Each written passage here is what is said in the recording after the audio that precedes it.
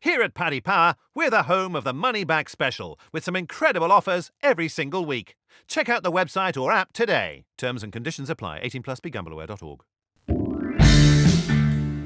Hello and welcome to the Football Postcast here on the Racing Post, the best place for all of your football preview action going into an exciting weekend. Joined with me in the studio are my Racing Post colleagues Mark Langdon and Dan Childs, and on the phone line from Paddy Power we have got Jason Murphy. Gents, we've got a lot to talk about today. We're a few weeks into the season now, tables are starting to shape up a little bit. I'm really intrigued regarding the top of the table, the chase for the Premier League title. Somehow, and I don't know how, Man City are still favourites. Liverpool lead the way by 5 points, but they are still second favourites. Mark, are you still backing Man City here?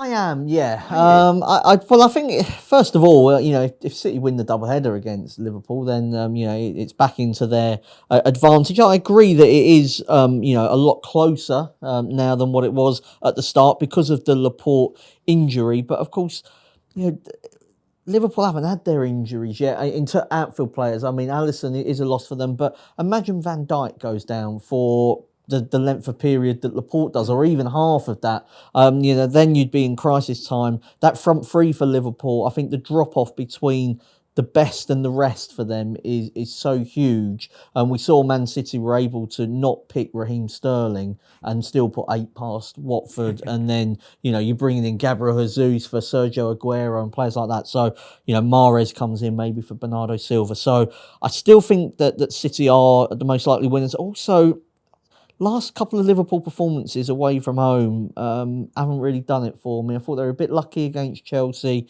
Even against Burnley, Alexander-Arnold scored that fluke of an opening goal. So I agree that it's close, but I still would edge towards Man City. Jason, I know you really fancied Man City at the start of the season. How are the markets looking at the moment for that outright Premier League? Yeah, so we've Man City 8 to 11, Liverpool 11 to 10, and then big on the rest. You have Tottenham still 66s, Arsenal's 90 to 1, Chelsea 125, and United 250. Opening day of the season, you would have had Man City about 1 to 2, Liverpool 11 to 4. So we can see how the market prices have tightened up based on what we've seen. They've only tightened up, I think, purely on results. Again, the Laporte injury is a factor, but not as significant as you might think. And I'd agree with what Mark has said there. It is in Man City's hands. Like I said, to beat Liverpool, which isn't a given either. We got a nice little taster there in the Community Charity Shield there at the start of the season. Man City were unbelievable first half, but Liverpool showed in the second half why they are European champions. I think it's going to go down to the wire. I think it's going to be a very close title race. And a big factor, I think, could be motivation for both of these teams. Liverpool obviously want the league. Pep and Man City obviously want the Champions League. So when you start looking further down the line, Liverpool and Man City, I think, play each other before Champions League quarterfinals. Obviously, Liverpool might prioritise the league, whereas Man City might prioritise a quarter-final.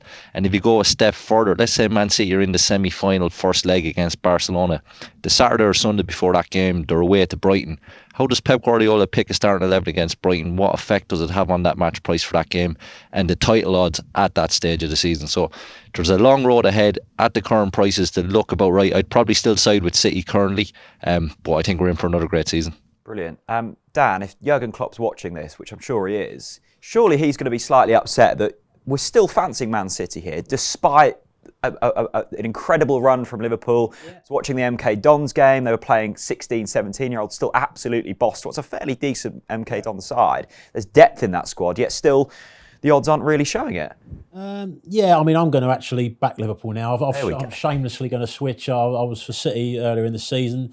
I just think that the injuries at the back are going to affect them in the tougher games, the tougher away games. I think at home, they've just got so much firepower, they're going to blow teams away. I think away from home, it is a worry. I know people look at it as a one-off that they've lost to Norwich, but I watched that game and the shot count, I think, on that game was a little bit deceiving, I felt. I mean, you obviously watched the game as a Norwich fan. I thought 3-1, they looked reasonably comfortable as you can be against a team that strong. And only really the pressure come on big time after it went to 3-2. And Norwich had 7 players injured, I think, didn't they, for that match? So I'm not going to dismiss that. I think there's potential for them to drop more points from tricky away games while their defence is in the situation that it's in.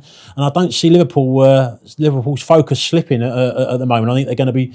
I agree that their focus is really on the Premier League more than the Champions League this season. It's like an obsession with Liverpool so long since they last won it, and I would just slightly side with them now. There we go. Well, let's get straight into the action then for this weekend. Thanks for your question, by the way, about who's going to win the Premier League this season. If you've got any other questions for the chaps here, then do feel free to let us know in the comments section or get in touch with us on social media. The early kickoff on the Saturday is Sheffield United against the aforementioned Liverpool there.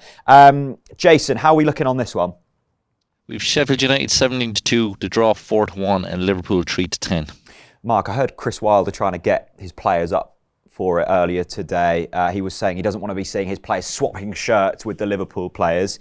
I really like Sheffield United. I think they're a really decent team at home, but are Liverpool going to be too strong? Yeah, I think they probably will be. I mean, Sheffield United got that brilliant result against Everton last week, but they did achieve that with just 2 shots in the entire game, which it is clinical, but it also, I think, shows, and both of set-piece situations, and I think that, from open play, there is an obvious class gap between a team that was second in the Championship last season against a team that won the Champions League. Not to say that over 90 minutes it can't be bridged. We've already seen it this season numerous times, whether it's in the EFL Cup or, as Dan was saying, in Norwich beating Manchester City. But I think all things being equal, Liverpool 15 wins in a row in the Premier League. They've scored at least twice in all of them this season. Very strong and quick starters. I think half-time, full-time, Liverpool to be leading at half-time and full-time is fair enough. My issue with Liverpool is just whether they've got the depth to cover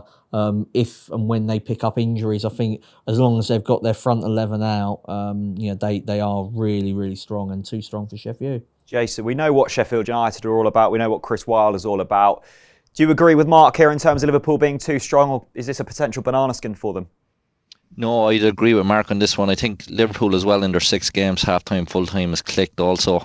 Sheffield United are a breath of fresh air. Chris Wilder, he's great to listen to in interviews. He's always open and honest, whether they've played bad and got a good result, or got a bad result and played well. He'll tell it as it is. But there is definitely a golfing class in this game, and like we say, Sheffield United attacking, they're a bit blunt. It was more defensive work that got them up last season. They've only got 7 goals scored in the 6 games so far, and Liverpool defensively are still quite strong. They have conceded 5 goals already this season, Liverpool, but if you look at each individual goal, it was the Adrian mistake against Southampton. The game was won against Arsenal, game was won against Norwich when they kind of switched off maybe, and then the goals from Newcastle, Williams and Kante, they're just 2 absolute thunderbolts, it's hard to account for them. So I think Adrian is settling in. They were 1-0 up last week before the Paletka disallowed goal. Adrian stepped up and I think he made a great save from Abraham. So he's starting to settle into that role. So all things considered, I think Liverpool to win to 0 is probably the best angle to play here. If you're looking for a goal scorer bet, Sadio Mane is a doubt, which would lean you more towards Mo Salah. Plus James Milner played in the League Cup last night, which would lead me to indicate that he's probably not going to start this game, which means Salah will be on penalties. So I think there might be about 3-1 or 16-5 on Salah if you have a look. Dan, are we here for the clean sweep on Liverpool?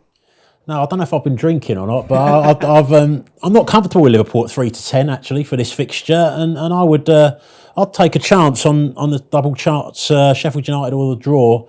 I just think a few teams I've seen Liverpool this season. I know they won 3-0 away to Burnley. That game, there wasn't a lot happening for quite a long period of the first half until a freak goal. Alexander-Arnold tries to put a cross in, it ends up in the net. They weren't playing that fantastically in that away game. Southampton away as well, as has been mentioned. They won 2-1. I know there was a mistake by Adrian, but he is still the goalkeeper, so he could make further mistakes. Sheffield United at home, they do play differently to away from home. They put teams under pressure. I know this is Liverpool, but their stats in home games, they do, even the Southampton game that they lost narrowly, they were dominant for a lot of that game. I just think it is a tricky ground to go to. There's a bit of a no-fear attitude about Sheffield United with Chris Wilder. And I think that gives you a chance against the really big teams at home. If you go in without any fear, they're very well organised. And I just think the prices are a little bit wrong. So I'm going to go double chance, Sheffield United or draw. Well, there we go then. We can confirm Dan hasn't been drinking. We'll take a break right now, though. Right, 10 seconds to promote Paddy Power Games. Paddy Power Games, Paddy Power Games, Paddy Power Games. Advertising. It's easy when you know how. Paddy Power. Enough of the nonsense. 18 plus, begambleaware.org. Okay, let's get straight into the 3 o'clock Saturday games then. There's quite a few, so we will whiz through these. Jason, let's start then. Bournemouth versus West Ham. How are we looking? We've Bournemouth 7-5, the draw 5-2, and West Ham 13-8. Mark, both teams have started the season relatively well. I think the fans will be fairly chuffed with what they've seen. This is a tough one to call, isn't it? It is. I mean, I suppose, both were knocked out of the EFL Cup in midweek. I mean, Bournemouth did pick a really weakened team, surprisingly so, really, for their defeat at Burton.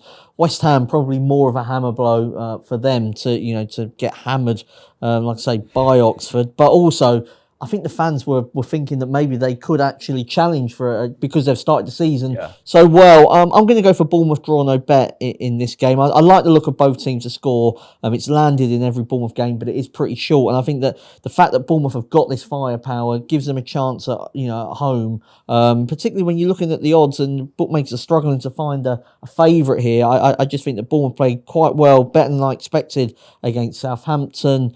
And what in terms of West Ham away from home, they beat Watford, but the draws with Brighton and Villa weren't great. They lost the expected goals both times, so I'll go for Bournemouth draw no bet.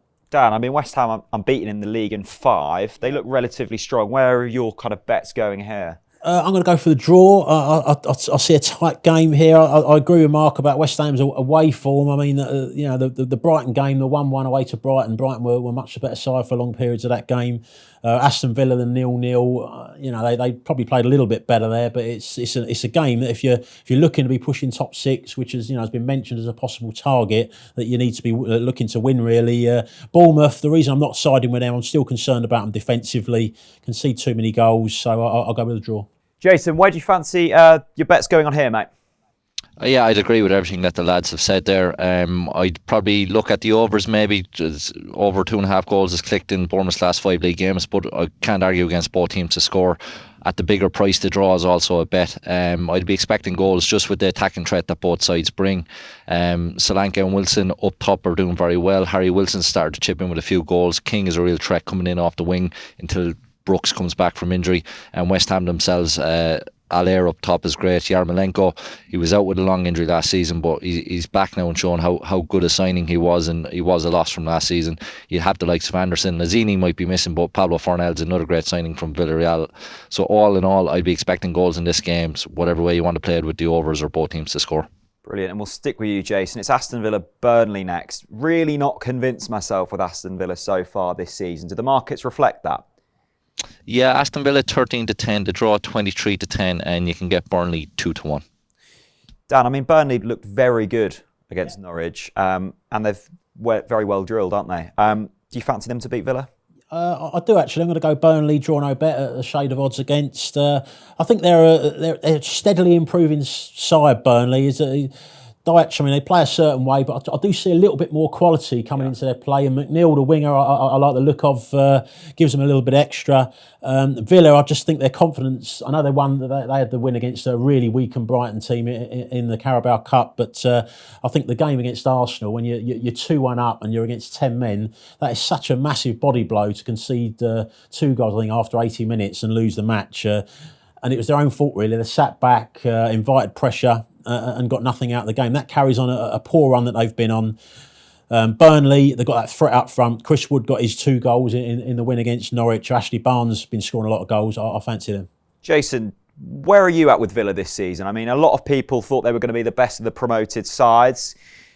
Did you agree with that? If so, are you sticking with that? No, I didn't agree with it. I thought Sheffield United I was expecting to be the best out of promoted sides. Norwich, I've been impressed with how they've started the season. So Villa, for me, are probably I would have them the worst out of the 3 of them that have come up. Still a bit of a mixed bag. Like I said, I bought a lot of ingredients in the summer and still not fully sure how they're all going to blend together.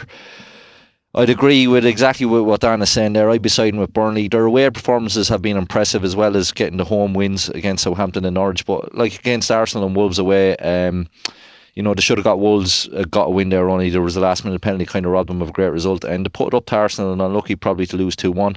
As Dan has already said as well, Burnley's first 6 goals prior to last week, 4 of them were scored by Ashley Barnes, but now Chris Wood has got 2 there last week, so he's up and running as well. So for me, I think Burnley are looking good, and given the current prices, I'd go with Burnley there at 2-1 to win.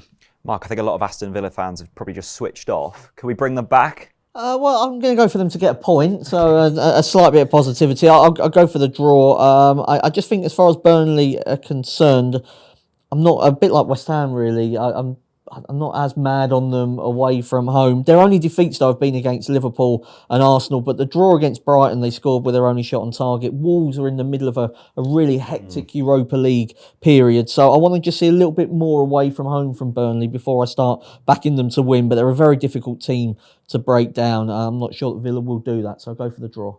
Jason, next up is Chelsea-Brighton, a very convincing win in the week for Chelsea in the Cup. Who do you fancy here? Well, I wouldn't be touching Chelsea at 2-5. The draw is 10-3, and you can get Brighton at 13-2. Mark, do you agree? Yeah, I think Chelsea will win. I was looking at maybe them and over 2.5 goals as a route to profit. Even Grimsby scored against Chelsea. At the back there are still big issues, and obviously Christensen went off. In that defeat to Liverpool.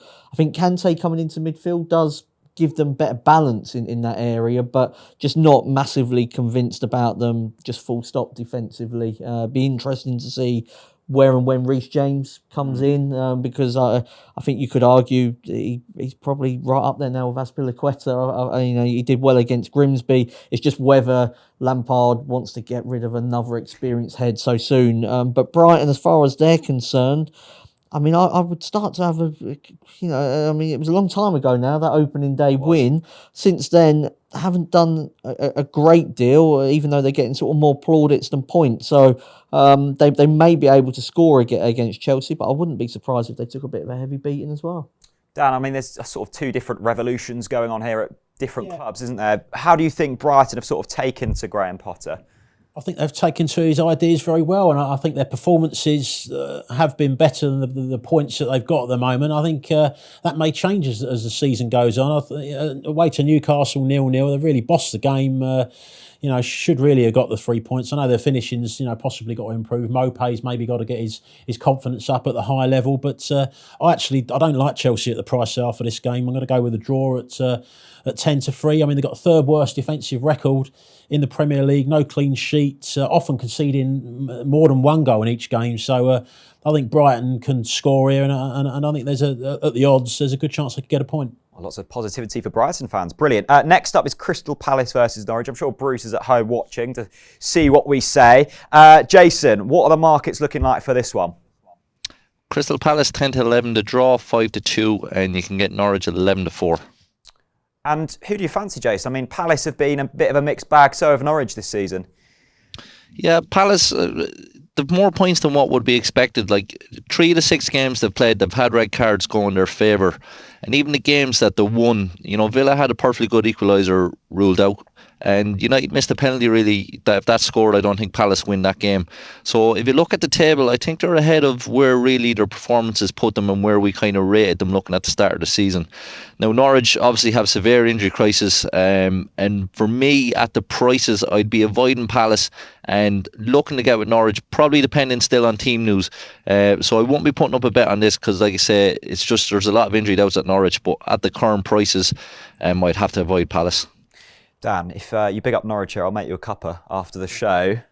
I just think they got too many injuries at the moment, and especially that's a problem. I think because they've got a lot of injuries to defensive and holding midfield positions, and away from home, as we saw at Burnley last week. I think that's a big issue. I've not really liked Palace much this season, but they have got 8 points from 6 games, and they've already played 2 of the big 6, Spurs and Man United. So you've got to respect that a little bit. Normally, odds on, they're not playing great football, Palace. I wouldn't fancy them, but I just think that Norwich defence is going to let them down on the road, so Palace for me. Mark, the Norwich defence was decimated against Manchester City, but they still came through. Can they pull up another upset here? No, I don't think so. I like the look here in a correct score market. Crystal Palace to win 1-0. Norwich haven't scored in their last 3 away matches, and I think that sort of sense of adventure is fine at Carrow Road, but it is different. I mentioned Sheffield United earlier, had 2 shots at Everton. I think that at home you can afford to be braver. Maybe what happened in that first half against Liverpool on the opening day has just scarred Norwich a little bit in terms of away games. You look at Palace home sort of record. It's 1-0, 0-0 against Everton, 0-0 against Colchester, 1-0 against Villa. It was 1-1 against Wolves with a 96th minute equaliser. So I think if Palace are to win, I'm not seeing a 3-4 here. And with Norwich not scoring too many goals away from home, I think we can really sort of narrow down the sort of likelihood of correct scores. So I'm going to go for Palace 1-0. I think I might be asking for a refund on my ticket to the game at that rate. Spurs versus Southampton next. Jason, what's the markets looking like for this? Tottenham 2-5, the draw 7-2, and Southampton 13-2. Mark, Spurs 2-5. Any value in that? No, I don't think so. I think there's a lot of pressure around. The game against Colchester, that was with effectively a B team. If you're looking, I don't expect any of those players to start. So how much of it I can relate in terms of just actual form? Probably not a lot for this game, but there's no doubt that there's sort of probably since Pochettino first arrived, this is probably his worst spell and his most difficult spell. And I think that if Southampton can just sort of play on that tension, they may be able to get some joy. The way I was looking at it was for Southampton to score first. So they don't, and last season they threw away so many winning positions, Southampton, but they may just be able to take advantage early on of any angst in the home crowd, and it doesn't take much for the Spurs crowd to sort of turn. They've had it good. I'm a Spurs fan, so I can say it. Had it good for a long time, but if you go back to sort of previous eras, at home, when the pressure was on, it wasn't the easiest ground to play at, that's for sure. Jason, Mark's just touched on it there. Can we still class Spurs as the 3rd best team in the Premier League? I think we can still, when they have their best 11 out and to perform as expected, but it's possible that this team or this group of players and even Pochettino himself are possibly just coming to the end of the cycle with them. Pochettino could be gone next season. Eriksen, there'll be people probably looking for him again in January, and Levy would be happy to take the money for him at that stage. He didn't start last week. So is it a bad run that they've been on since the end, for the end of last season as well, or is there something bigger going on here? For me, the price is too short. They've went 2-0 up against Arsenal, 2-0 up against Olympiacos and couldn't hold on. So I won't be backing them at 2-5. I do like Harry Kane though. He is in form. He's 7 goals in his last 6 games for club and country. Took his goal against Leicester quite well. Look, he hit it into the ground, but he did well to kind of get his foot around it and react to the little push.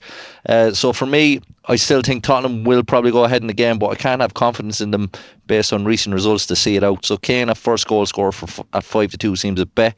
Southampton, they're a hard one to judge in the markets as well. I was surprised they went off a bit bigger than I expected against Bournemouth last Friday night, and any kind of the mix up for the last goal between Bedernach and Gunn was shocking, schoolboy stuff. So for me, I just look at Kane, a first goal scorer, and avoid the match odds. Dan, is this a blip or is there something deeper going on at Spurs? I think a lot of it it will depend on short-term factors. I think we're getting close now to this being a bit of a must-win kind of game, just to take the pressure, lift the pressure off, and I think that could feed into the performance. I agree there with Mark on that. There's a huge amount of pressure. I think the crowd will want Spurs to go forwards, especially after he picked Wanyama, Dyer and Skip, 3 kind of defensive midfield players in the game at Colchester, and I just think there'll be a lot of pressure to go more positive. That's going to feed into Southampton are going to be a counter-attacking threat. Got Nathan Redmond fitted again now. His pace is going to come into play. I think because of Spurs' approach, they'll score, but I think they may concede as well. So I'm going to go both teams to score.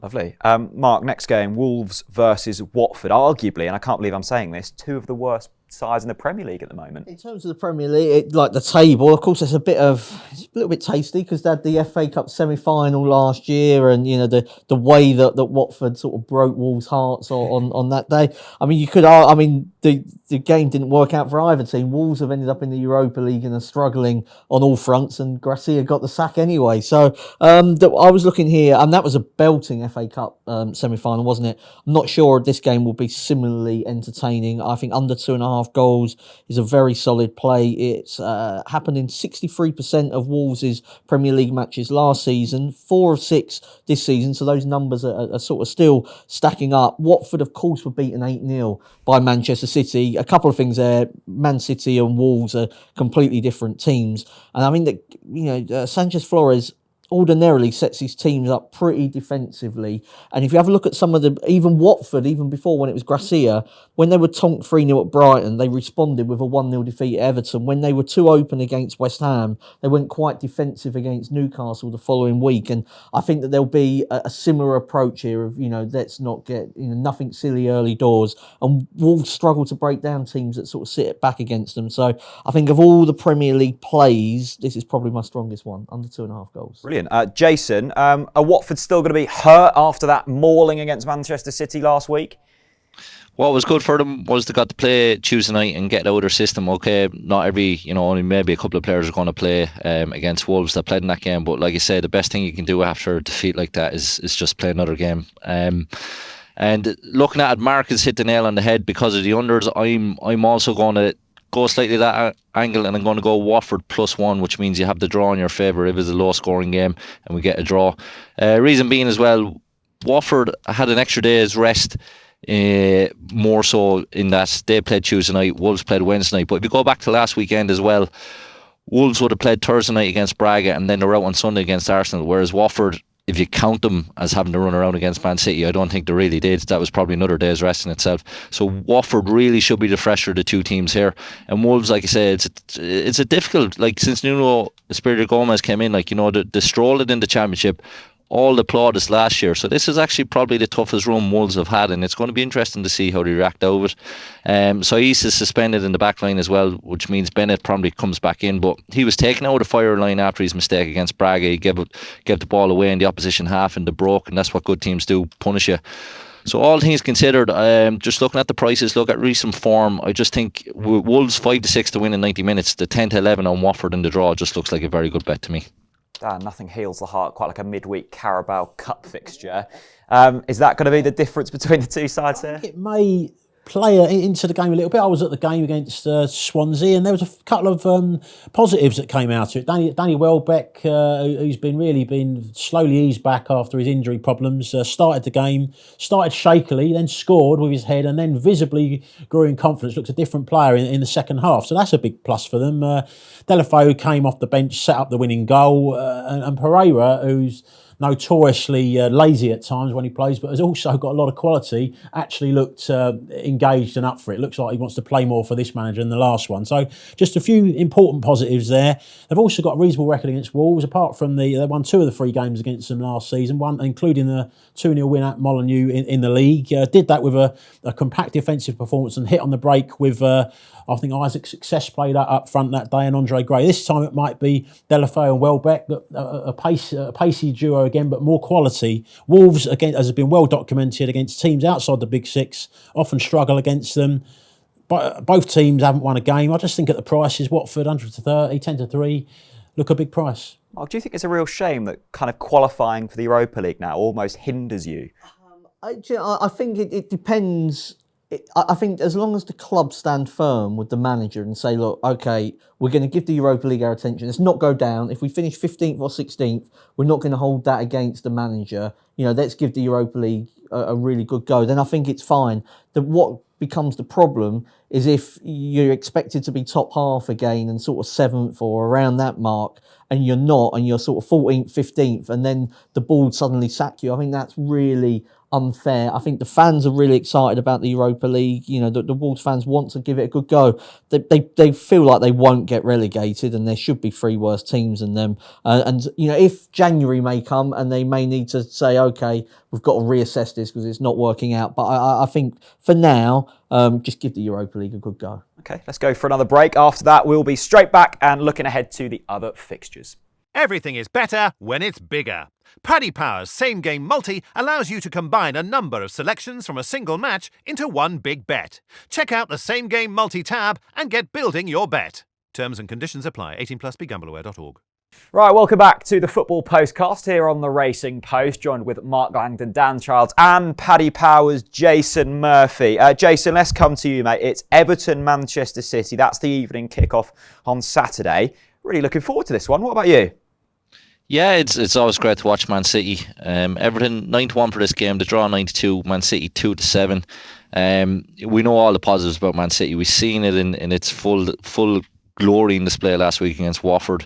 And even the likes of, if you look at the 7th goal in particular, De Bruyne puts the ball across the 6 yard and Bernardo Silva there to tap it in. But the ball before that, Joe Cancelo to put De Bruyne in, is just an absolute quality ball. And, you know, this is a lad, again, that they paid big money for a full-back who I think will be in their best 11 going forward. But, you know, if anyone else buys a player like that for big money in the summer, they're straight in from the start of the season. We're only starting to see him now. They've unbelievable strength in every area of the pitch, apart from, obviously, we know there's a bit of centre-back troubles. And that's kind of leading to the angle that I'm going to try and approach for this game. I haven't been sweet on Everton. I've been down on them since the start of the season. Poor result last week against Sheffield United. They did play quite well. But I do think they have a goal in them. Given City's defensive troubles, or alleged defensive troubles, I think Everton can definitely nick one here. And if look, you could back Man City half-time, full-time if you're watching the game. That's a great bet at 5-6. You can back Aguero, first goal scorer at 3-1. That's a great bet. 8 goals in 6 games. He scored in every Premier League game so far. But if you're watching it and you want to get a bet for 90 minutes, I think Richarlison anytime at 7-2 was a great bet. He gets a chance every game. Even against Sheffield United last week, he had 2 chances. He kind of tried a scissors kick in the first half where maybe he should have threw his head on it. And then he had one in the second half where he did throw the header on it from 8 yards out. Like, you know, he'll definitely get chances. He's 2 goals in the league already. So if Man City do go 3 or 4-0 up, they could switch off at the back. And they gave up a chance as well to Deulofeu there inside 10 minutes there last week. And again, that's the trouble you see with Otamendi when he's left one-on-one. You know, if that's a Van Dijk or a Laporte, they're ushering Deulofeu out to the wing, whereas Otamendi, he goes to ground, ends up on his backside, and Deulofeu is in. If Richarlison gets a chance like that, I'd fancy him to take it. So 7-2, just if you're watching the game, to get a 90-minute bet. That sounds really good. Dan, surely though Everton fans are going to be getting frustrated here. They've spent a lot of money and yet results still aren't coming. Yeah, I mean, Marco Silva's comfortably, I think, favourite in the next manager to go market. Did have a decent result against Sheffield Wednesday, which I think was quite important. I know a lot of teams don't place much importance on the Carabao Cup, but I think Everton, the situation they're in, to win 2-0, a tough away game, I think that's actually a key step for them. I just think, I mentioned earlier about Man City with their defence in tough away games could drop some points. Every team has their price. Everton at 9-1 to me is a little bit too big, so I'm gonna side with Everton here. I mean, like before the Sheffield United game, when they won the shot count 16-2 and lost, they'd had 6 home Premier League wins in a row. Those included Chelsea 2-0, Arsenal 1-0, Manchester United 4-0. They have been starting to get better against the big teams. I know nobody is bigger and better than Manchester City, but that defence is going to be tested. Everton have scored in 6 of their last 7 games against Manchester City. You look at Man City only 2 weeks ago, the Norwich game, they've lost against a Norwich team with 7 injuries. This is a tougher game away to Everton. City did lose 3 away games in the Premier League last season. 2 of those were against teams from outside the Big Six. I'm just going to take a chance here on Everton. Let's take it back. I think Dan has been drinking. Mark, I mean, it's that black coffee in the morning. Everton here, for me, one of the most overrated teams in the Premier League, I think. I just can't see past Man City. What about you? Yeah, I mean, I was looking at it. I certainly wouldn't put Man City in an accumulator this weekend. You know, if you're going down looking for 5 or 6 bankers, I think that they are too short away from home. Those results that Dan mentioned about, that they did come with Idrissa Gueye and Kurt Zouma, and I think that they are 2 important players in repelling what's coming, in terms of the offensive threats of those Big Six. So, like I said, I'm not backing Man City to win. I think there's a better way of getting with Manchester City. Sergio Aguero's got a poor record against Everton, but I don't really read too much into that.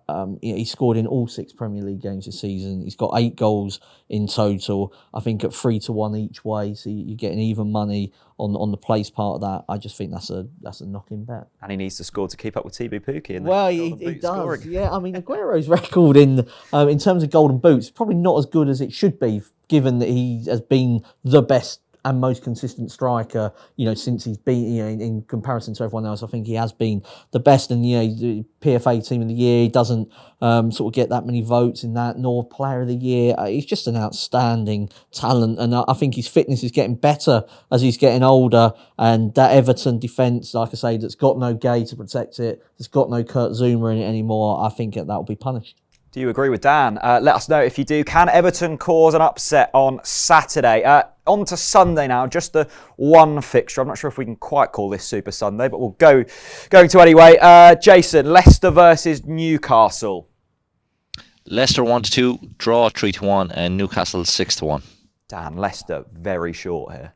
Yeah, I think a little bit probably too short. I'm not going to oppose them because I've still got you kind of think they're going to still get the job done. The reason I think they're too short at 2s. I mean, you think back to the League Cup tie when they played at St James's Park. Leicester only made 2 changes for that game. I really fancied them on the night, but they needed penalties in the end to win against a Newcastle team that actually made more changes. So that form line has put me off of saying stick them in an acca and no worries kind of thing. I do think Newcastle, the reason I won't side with them, I think they're a poor side, lucky to draw 0-0 at home to Brighton, as I mentioned last weekend. Leicester will probably win. I'm going to go with the line of James Maddison, full of confidence at the moment, in good form. Looks at the first goal score price, he's 7-1 for a game when a team's long odds on to win at home. I think that's a big price. Jason, are Leicester going into your accumulator this weekend?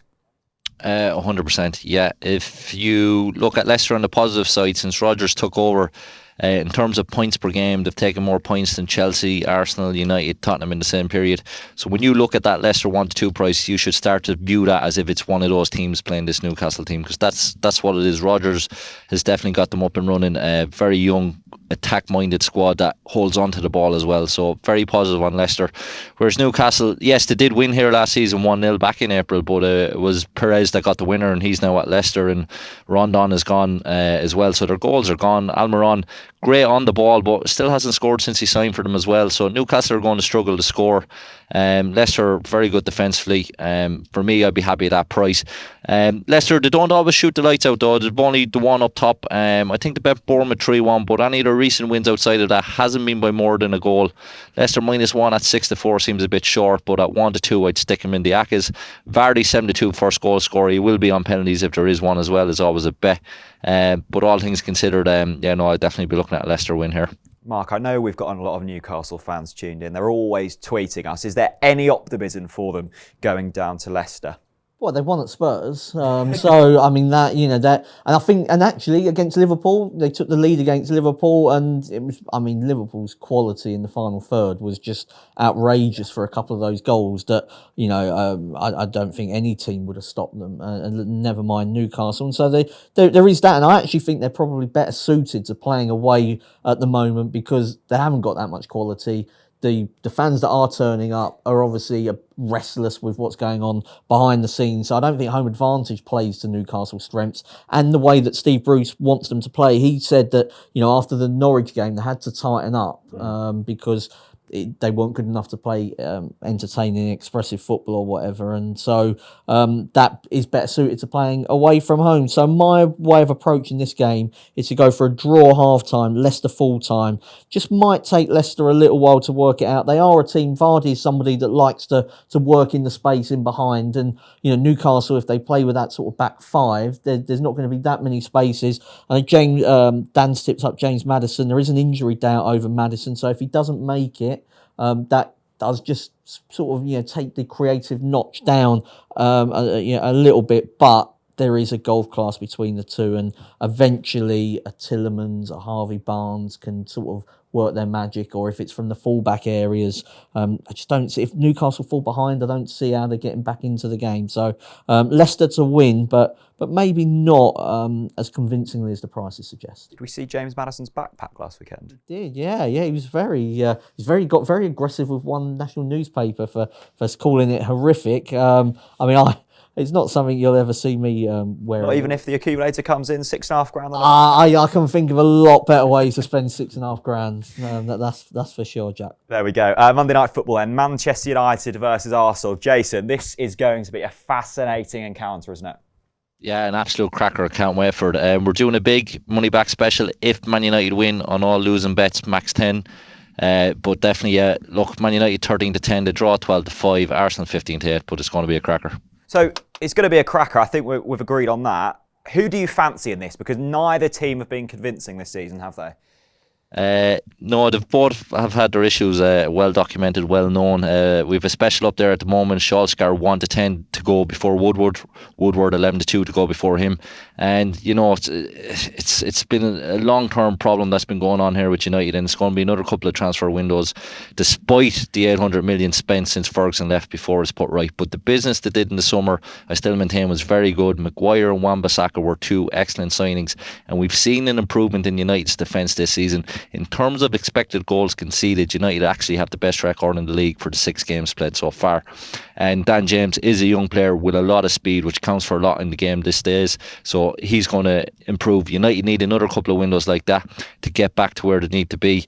Very funny, if you've seen on Sky Sports, Keane and Carragher talking about it. Carragher was kind of saying United are now where Liverpool were a few years ago. And Carragher said now Liverpool have bridged the gap towards, winning titles. And Keane says, but you still haven't bridged the gap. You still haven't won it. And you could see Carragher there was almost fear in his eyes looking at him again. But yeah, look, listen, going back to this game, we've seen plenty of goals. The last 9 games between these two sides has produced on average 3.22 goals per game. But for me, the draw as a runner, looking at the prices, it was 2-2 last season. And like I say, United are a bit more solid defensively, whereas going forward, Rashford's missing, Martial's a big doubt. It's a lot of pressure on Greenwood, and even with those players on the pitch, United's attack hasn't been that fluent going forward. So it's possible that, defences might be on top in this game. So therefore, at the prices, the unders at 11-8 is possibly a bet also. Dan, be careful what you say here, because you've got Solskjaer looking just over your shoulder behind you. But exactly what Jason just said. The defence maybe not so much of a worry, but it's that fluency going forwards, isn't it? And there's a lot of pressure on young shoulders. I mean, they're halfway up the league at the moment, and they've not actually had a particularly tough run on the fixtures at the start of the season, Manchester United. So I'm not convinced by them. I'm not convinced by Arsenal away from home either. So I'm going to go with a draw as well. I mean, there's obviously the United's attack. There's worries about the depth there since Lukaku went. You've got Rashford. That sounds like he's definitely out now for this game. Martial, Solskjaer saying that he could be back. How fit he's going to be, who knows? Pogba played against Rochdale, didn't he? The full 90 minutes, so he'll be back in the frame. But I look at if that pushes you towards Arsenal, then you look at their away form. Had the worst away record in the Premier League last season. The last away game at Watford I went to, I mean, they were absolutely battered, especially in the second half in that game. I think they conceded 31 shots, which is the most they've ever conceded in a Premier League match since the Opt started doing the stats in about 15 years ago. So, that's not really going to convince you about Arsenal. So I'm going to say not convinced by either team at the moment. Draw for me. Mike, what about you? I think if Martial's fit, and last week Solskjaer was asked about this, and he said he'd have one back for the Rochdale game, which was Pogba, and he was sort of saying that he thought that Martial would make this game. I think if Martial's back, I think that Man United are the bet. The prices are saying that Arsenal are better than Manchester United. I still haven't seen enough evidence, particularly when they've got this terrible away form, that would lead me to suggest that. I think that United have been a little bit unlucky at times this season. Should have beaten Wolves. The missed penalty against Crystal Palace as well. Defensively, haven't given up as many chances as what they have been. The 2 games they've won in terms of at home, Leicester and Chelsea, pretty decent form. I mean, you'd struggle to say that Arsenal are better than those two. And then I look at Arsenal's away form against the Big Six. No win in 23 league matches, 53 goals conceded. You could argue, are Manchester United a Big Six team anymore? I mean, maybe they won't be come the end of the season. But for now, I'm assuming that they are, and that would lead me towards Manchester United. I just think with Arsenal as well, Lacazette not being available does limit them slightly in terms of what they've got going forward. So I think Manchester United if Martial's fit. Well, there you have it, a comprehensive look at all of the fixtures in the Premier League. Let us know who you're fancying and backing over the weekend in the comments section, or tweet us, whatever you fancy. Let's get on to any other fancies. Jason, we'll start with you. Anyone you're looking at here? There's midweek fixtures in La Liga. There's still a couple of games tonight, but just looking ahead to the weekend, some of the prices on the favourites, I'd be nearly looking to lay like Granada at home to Leganés. Leganés very hard to beat, don't concede many. Atletico Madrid 13-10 at home to Real. I think that's going to drift. Real Madrid won there 3-1 last season. If you look at the Real Madrid starting 11 against Sevilla last Sunday night, I mean, the price they doubled in price for the Champions League after losing to PSG. Whereas if you get Real Madrid in the last 16 of the Champions League with Zidane as manager, I know they'll be minus Ronaldo, but you've Hazard there. Bale will presume will still be there. If they're in the last 16, you fancy them at most to be 9-10 to 1 to go on and win it. They're currently about 16 to 1, so they're going to come out of that group regardless of that defeat against PSG. Elsewhere, I'd probably be looking, Levante at home to Osasuna. Osasuna newly promoted. Levante are evens money. I'd be going Osasuna +1 there. They've started very well since coming up. So there's plenty, like I say, you could nearly lay all the favs bar Barcelona looking at that in the La Liga. Dan, what about you, mate? I've got two in League Two that I'll give you. Northampton mid-table in League Two away to Morecambe. I think Northampton are a shade of odds against her, a big price. 7 points from the last 9 they've picked off. They'll be targeting the playoffs. Morecambe, 5 league defeats in a row. Worst defence in League Two as well. Bradford's the other one. I mean, they're about the same price as Scunthorpe for their game away at Glanford Park. I just think that's too big. Bradford 3 wins in the last 4. Scunthorpe 7 losses out of 10. They did start to improve, but Jamie Proctor, who Paul Hurst brought in as a number 9, was going to be key to how they play. He's injured now, so that's another setback for them. Bradford look too big there. Abroad, I would say in Germany, Wolfsburg are unbeaten at the moment after the first 5 games, 1-2, drawn 3. Their odds against away to Mainz, who have lost 4 of their 5 games, and they've conceded 15 goals, which is the worst in the division. Mark? In Europe, Gladbach draw no bet away to Hoffenheim. Hoffenheim really struggling, sold about 100 million quid's worth of talent in the summer, including Joe Ellington to Newcastle. Nagelsmann, the coach, also departed. Absolutely brilliant. He's got Leipzig top of the league. Gladbach going along quite nicely. So I like them. Result in the Europa League, though, didn't they? They did, yeah. Against accumulator up. Good. Yeah, they come out of nowhere, that defeat to Wolfsburg, but the Austrian one rather than the German one. No idea where that come from. The rest of their form's been good. I also like Fiorentina away to Milan. Milan are playing tonight. Fiorentina finally, after 18 games without a win, finally got that win against Samp. But they've been playing really well. Chiesa and Ribery up front been doing a lot of damage. So now they've got their confidence restored. I think they're a big old price to win at San Siro. In terms of the EFL, Blackburn at home to Luton. Luton really struggling defensively, and I think Peterborough in terms of the in terms of the real sort of ACCA sort of bankers, if you like. I think Peterborough would have to be in it against a Wimbledon team. Wally Downs, the manager, being suspended. They've also got probably their biggest goal threats also banned. So I think that Peterborough should have enough up front. If you want any more bankers, then feel free to tune in to the ACCA Backer. That's available on our YouTube channel. Right, my favourite time of the week, it is the naps time. This will not be beaten. Jason, what's your nap, mate? Going for Barcelona to win away to Getafe. It's about 4-5 now. Messi did come off injured against Villarreal there on Tuesday night, which indicates to me that price that maybe he is a doubt and he's possibly not going to play. If he does play, that 45 is going to crumble. If he doesn't play, I'd still fancy Barcelona at that price. It's massive. Okay, they've struggled on their last 2 away games against Granada and Osasuna, but they put it right at home. They bet Valencia, they bet Villarreal. Whereas Getafe, they've only won 1 game in 6 this season. They are dogged. When they lose, they don't lose by many. And just at that price, it's not often you get price at Barcelona at 4-5 in La Liga, so I'd be putting them in as my nap. Dan, what about you? You've heard it from Mark. Blackburn, I'm going to go for at home to Luton, 10th in the league. I think Mowbray, the players he's brought in, you've got the likes of Bradley Johnson coming in the summer, Stuart Downing experience, Holtby signed now as well, Lewis Holtby from Hamburg. There's a big ambition there, I think, to try and push on for the playoffs this season. Won the last 2 games. Bradley Dack, key player they kept, scored in the last 3 games. Playing against Luton, who are 4th from bottom, struggling to adapt to the higher level. Got the 3rd worst defence in the division. Only Stoke and Huddersfield, who haven't won a game, have got a worse defence. So Blackburn for me. Yeah, looks solid this season. Mark, finally? You're not going to like me, Jack. As a Norwich fan, I'm going to go for Ipswich.